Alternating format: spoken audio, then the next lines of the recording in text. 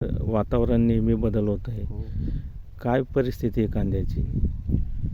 वातावरण बदलाचा परिणाम म्हणजे कांद्याची साईज व्यवस्थित झाली नाही आहे. त्याच्यामध्ये भाव खूप जबरदस्त पडून गेलेले आहेत आणि त्याला हमीभावाची आता गरज आहे. म्हणजे त्याला 25 ते 30 रुपये हमीभाव हा पाहिजेलाच मार्केटला, तेव्हा शेतकऱ्याला परवडेल.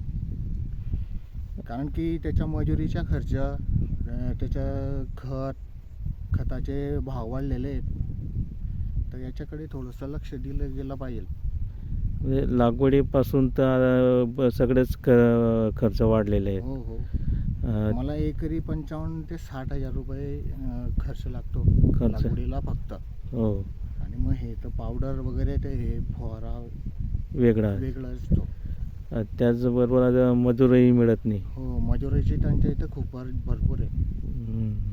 खतांचा भाव वाढलेला आहे. हो. तो आता तुमचा जो लागलेला खर्च आहे, या भावामध्ये तो निघेल का? तो खूप जेमतेम निघणार आहे. हां. त्याची गॅरंटी पण नाही आहे निघेल असं. नाही.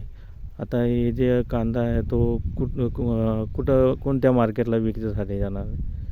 आता इथे तर काही व्यापारी येत नाही घ्यायला, भाव पडले असल्यामुळे. त्याच्यामुळे आम्हाला हा इंदूरला घेऊन जावा लागेल. मग तो वाहतुकीचा खर्च वेगळा. हो, तो वाहतुकीचा खर्च वेगळा असतो. म्हणजे ते इथून घेऊन जाणे म्हणजे ते एका गोणीला 100 रुपये खर्च येऊ शकतो त्याच्यात. येऊ शकतो. हो, आणि वातावरणामुळे ते नुकसान वेगळं. ते वेगळं. वेगळं. म्हणजे सरकारने कांदा उत्पादक शेतकऱ्यांकडे लक्ष दिलं गेलं पाहिजे. हो, कांदा उत्पादक शेतकऱ्यांकडे लक्ष दिलंच गेलं पाहिजे. कांदा उत्पादक असो, कपाशी उत्पादक असो, कारण ह्यावर्षी कपाशीला सुद्धा भाव नाही आहे. तर हमीभाव शेतकऱ्यांच्या मालाला हमीभाव दिला गेला पाहिजे. दिलाच गेला पाहिजे. अच्छा हो. अच्छा. किती आहे दादा आपला हा कांदा?